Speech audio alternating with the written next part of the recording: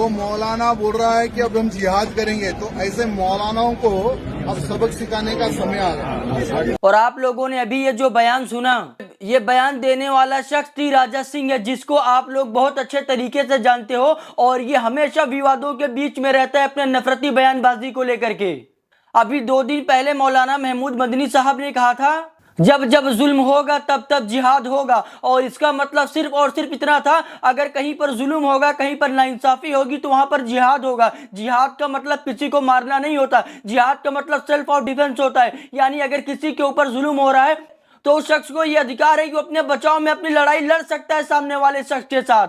दुनिया में self defence का अधिकार हर एक इंसान को है। जिसे दुनिया कहती है सेल्फ डिफेंस, वही मुसलमान कहते हैं जिहाद। और ये जिहाद क्यों कहा जाता है, और ये जो हमारी शरीयत जिहाद कहती है ना, इसको लेकर के बहुत सारे लोग कंफ्यूज रहते हैं। तो सबसे पहले एक बात ये समझ लीजिए, दुनिया के हर इंसान को अधिकार है अपने सेल्फ डिफेंस का, और उसको ये अधिकार हर कोई देता है, हर एक धर्म देता है और हर एक कानून देता है। तो आप लोग ये समझ लीजिए, जिसे दुनिया डिफेंस कहती है तो मेरी शरीयत जिहाद कहती है। अब इन चीजों के बस नाम ही फर्क हो सकते हैं, किसी को सेल्फ डिफेंस दे सकते हो, किसी को जिहाद दे सकते हो। इसका यह मतलब नहीं होता तलवार उठाना, किसी को मारना, किसी को काटना, किसी के ऊपर जुल्म करना। मौलाना महमूद मदनी साहब ने सिर्फ उस जुल्म के खिलाफ खड़े होने को कहा था, और उस बयान के बाद में यह आदमी सरेआम नफरत फैला रहा है। इन्होंने कहा है कि जितने भी इस तरीके के मौलाना होंगे उनको हम काट के रख देंगे, जितने भी मौलाना जैसे बनने की कोशिश करेंगे काट के रख देंगे। और इस तरह से खुलेआम मीडिया के सामने ये बात कर रहा है। आप लोगों ने इसकी वीडियो देखी होगी, खुलेआम इतना खतरनाक बयान दे रहा है कि हिंदुस्तान के मुसलमानों को काट देगा, यानी जो जिहादी मानसिकता वाली बात रखेगा,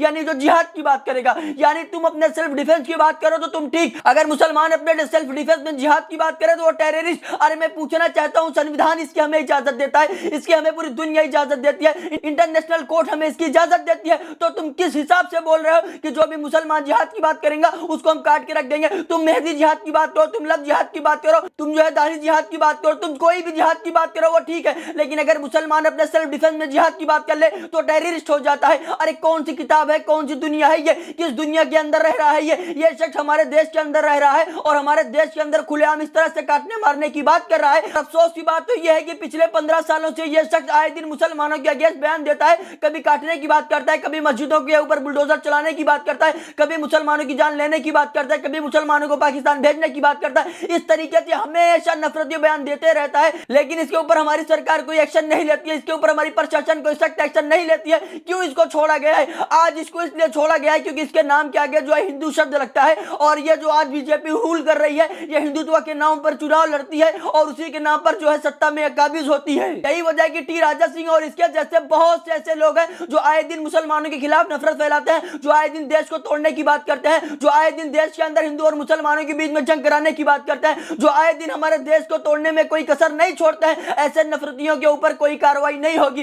इसलिए कार्रवाई नहीं होगी क्योंकि ये मुसलमान नहीं है। अगर इसकी जगह पर कोई मुसलमान ऐसी बात करते हैं तो उसके घर पर बुलडोजर चल जाएंगे, उसको देशद्रोह का मुकदमा लग जाएगा, उसके घरों के जितने भी मेंबर्स होंगे सबको जेल के अंदर डाल दिया जाएगा। ये सच बात कर रहा हूं, ये एक तल हकीकत है। आप लोग देख सकते हो कि अगर मुसलमान कुछ भी बोल देता है, एक नॉर्मल सी वर्ड बोल देता है, उस वर्ड को पकड़ करके उसके ऊपर एक्शन हो जाती है। लेकिन जो खुलेआम देश को माहौल बिगाड़ने की कोशिश करते हैं, जो खुलेआम देश में नफरत फैलाने की कोशिश करते हैं, क्या ऐसे लोगों के ऊपर कभी कार्रवाई होगी? क्या ऐसे लोगों के घरों पे बुलडोजर चलेंगे? क्या ऐसे लोगों को उम्र कैद होगी? क्या ऐसे लोगों का इनकाउंटर होगा? ये सवाल आज है।